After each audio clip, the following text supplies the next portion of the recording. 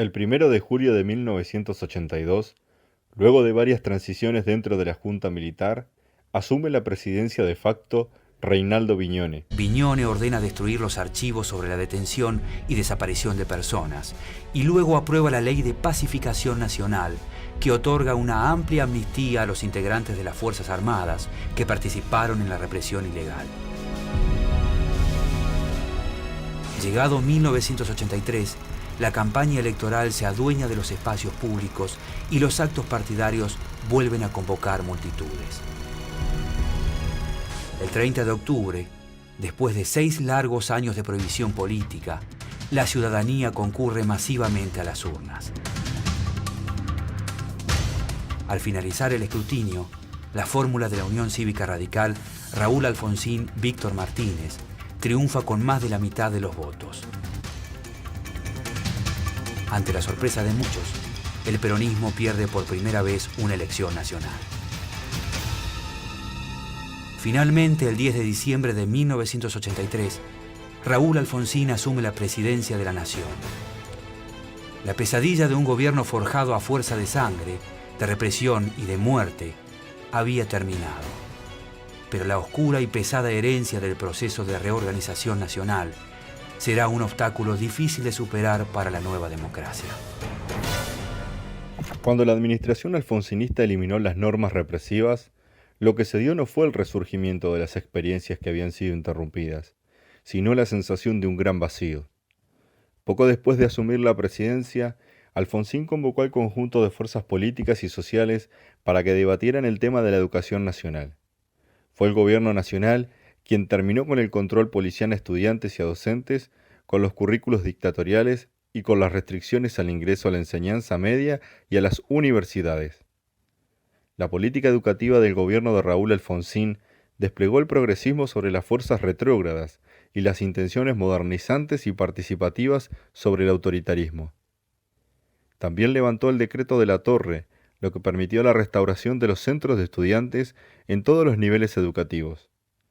El gobierno radical respetó el derecho de huelga de los docentes, restableció la autonomía universitaria, el gobierno de los claustros y la libertad de cátedra y reinstaló el sistema de concursos.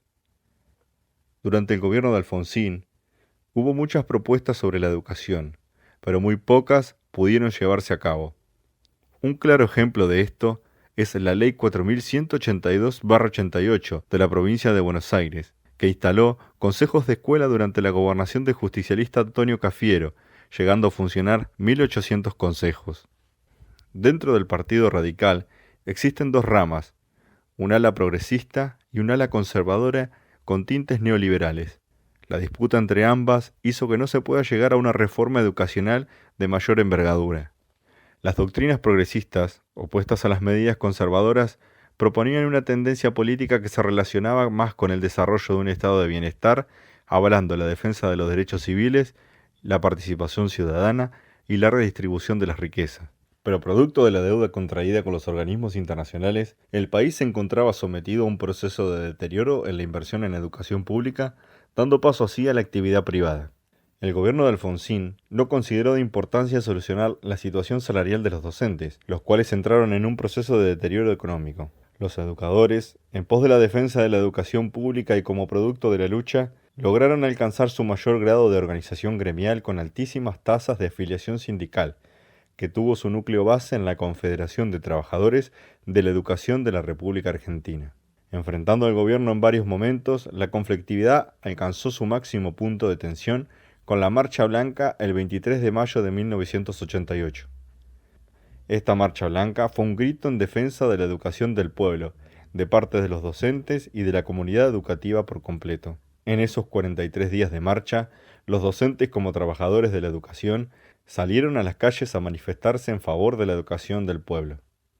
Dentro de los hechos políticos relevantes debemos mencionar el primero de los levantamientos militares conocido como Cara Pintada. Este tuvo lugar en la Pascua de 1987, con excusa de solicitar la prescripción de las causas por los delitos de lesa humanidad al personal militar con jerarquía de suboficiales y oficiales con menor grado a coronel, en tanto y en cuanto no se hubiesen apropiado de menores o inmuebles de desaparecidos.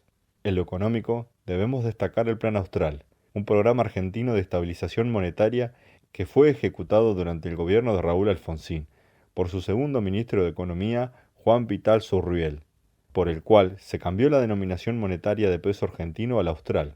El programa terminó estallando cuando hacia 1988 un rebrote inflacionario forzó a crear un nuevo programa, conocido como Plan Primavera, que no lograría evitar la hiperinflación argentina de 1989 y 1990 y terminaría en la renuncia de Alfonsín y en una transición adelantada al presidente electo Carlos Menem.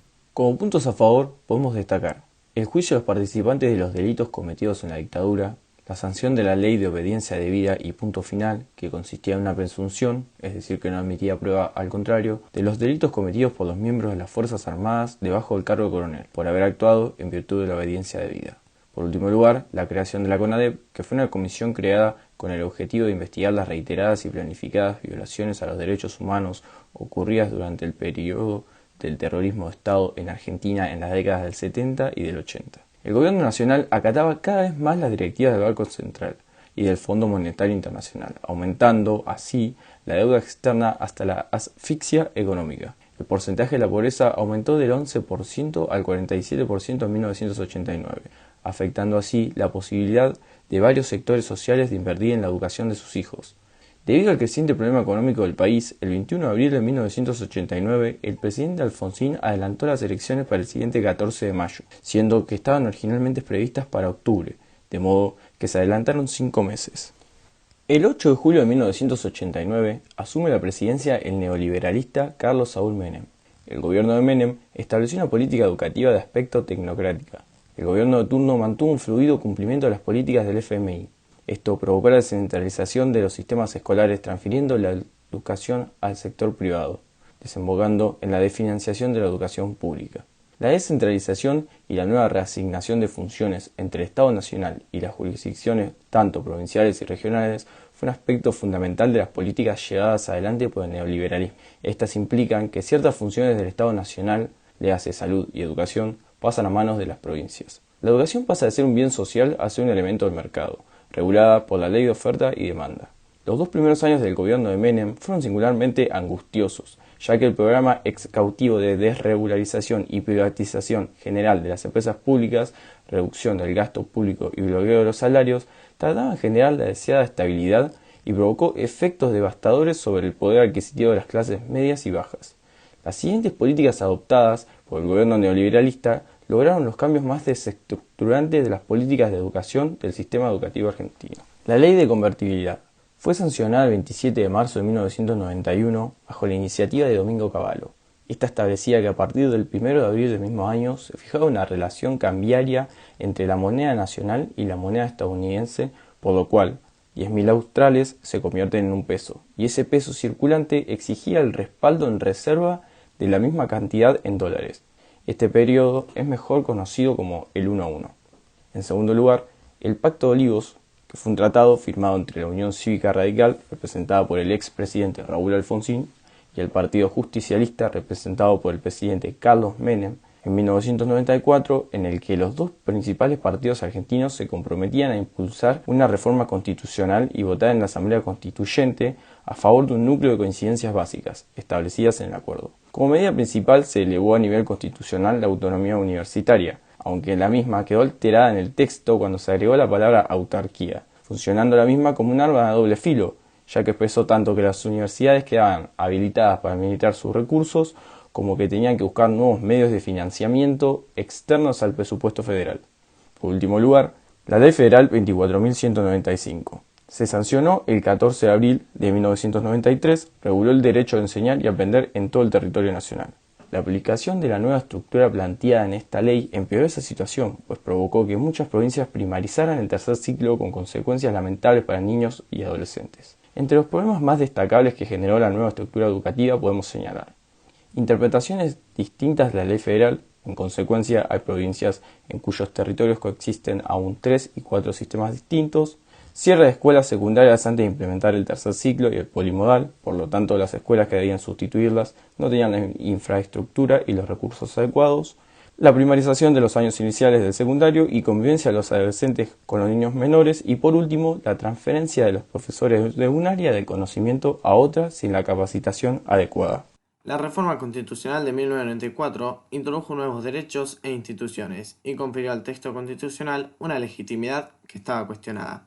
Además, agregó los derechos de tercera y cuarta generación, normas para la defensa de la democracia y la constitucionalidad, las características de los órganos de gobierno y nuevos órganos de control. Después, se implementó la Ley de Educación Superior, que establece la obligación del Estado de planificar y financiar la educación superior, como también atribuir, aprobar y supervisar las instituciones privadas del nivel de educación superior. Más adelante surgió la Carpa Blanca, que fue una protesta protagonizada por los trabajadores de la educación, quienes presentaron una serie de reclamos. Si bien la exigencia de un aumento económico en los fondos de educación era el fin que los convocaba, también pedían por una serie de cuestiones que comprendían la situación actual del país. Por todas las caídas económicas que tuvo el país, la escuela se convierte en un comedor y también en centros asistenciales y de contención para los niños. Las funciones pedagógicas son deterioradas, haciéndose a un lado para que los docentes puedan atender las problemáticas de los alumnos. A partir de entonces, el número de matrículas se eleva, pero el avance del aprendizaje es escaso. En 1998, la unión entre el FREPASO y la Unión Cívica Radical conformó una alianza para disputar las ideas de perpetuación de Menem. La fórmula de Fernando de la Rúa, del lado de la Unión Cívica Radical, y de Carlos Álvarez, del lado del FREPASO, albergaban intereses muy dispares que llegarían a constituir un antagonismo fatal durante el ejercicio del poder. En el caso de la Comisión de Educación, hubo una fuerte presencia de la CETERA. Los temas principales fueron la solución al problema salarial docente, la prioridad de la capacitación, entre ellos el sostenimiento del sistema educativo gratuito. En las elecciones del 24 de octubre de 1999, la alianza se alzó con la victoria y asume la presidencia del país el 10 de diciembre de ese mismo año. Finalmente, asume el gobierno de la alianza. El presidente de la Rúa, con anuencia del vicepresidente Carlos Álvarez, nombró de manera sorpresiva ministro de Educación al economista neoliberal, colaborador del exministro Domingo Cavallo, Juan José Lach. Un libro acababa de aparecer, colocaba sorpresivamente a Lach en el escenario del debate educativo, al cual el economista había sido ajeno hasta entonces. El equipo que trabajó con Lach es exponente de una nueva tendencia educativa que se ha instalado en nuestro país. Se trata de uno de los importantes think tank de la derecha neoliberal, que contiene la novedad de responder a los intereses de grupos financieros y solo secundariamente a sectores conservadores de la Iglesia Católica. Se trata de una teoría que otorga a la habilidad cognitiva, que supone hereditaria, un rol decisivo en la estructura que se está conformando en el nuevo siglo. Justifica la desigualdad futura a partir de los resultados de la investigación genética sobre capacidades heredadas. Pese a que Lach expresó públicamente su contrariedad, tuvo un breve paso por el ministerio. Renunció en marzo del año 2000, empujado por la resistencia de los sectores votantes de la coalición gobernante. Debe consignarse que el Congreso de la Nación, contrariamente a la opinión del ministro, aprobó el establecimiento por 2 años de un incentivo salarial a los docentes que reportó el levantamiento de la Carpa Blanca.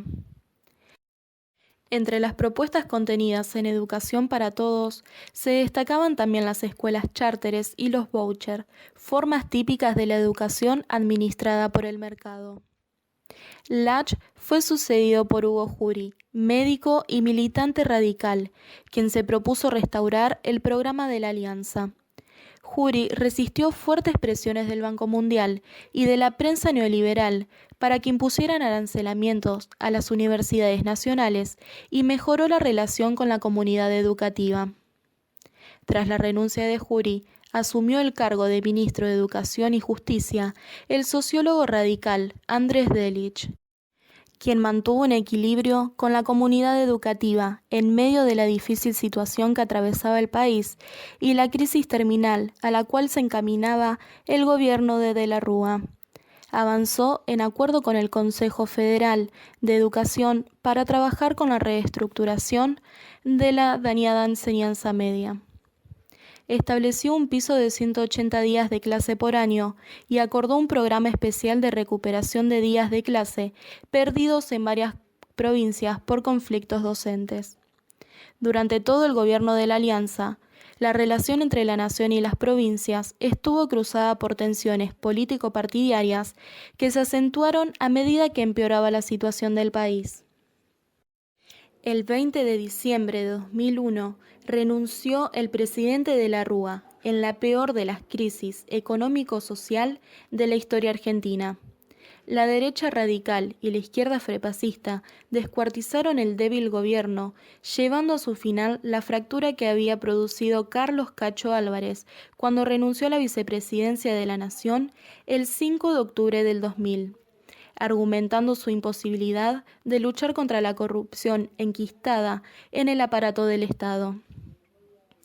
La incapacidad del gobierno para erradicar una cultura apoyada en los valores que había propugnado en su campaña electoral produjo una de las peores decepciones de la historia argentina reciente. El repudio social se concentró en los políticos. Entre el corralito, la imagen en picada de la Rúa y la declaración del estado de sitio, generó que tanto los sectores vulnerables como las clases medias salieran a la calle a pedir la renuncia en primer lugar de Domingo Cavallo y luego de Fernando de la Rúa.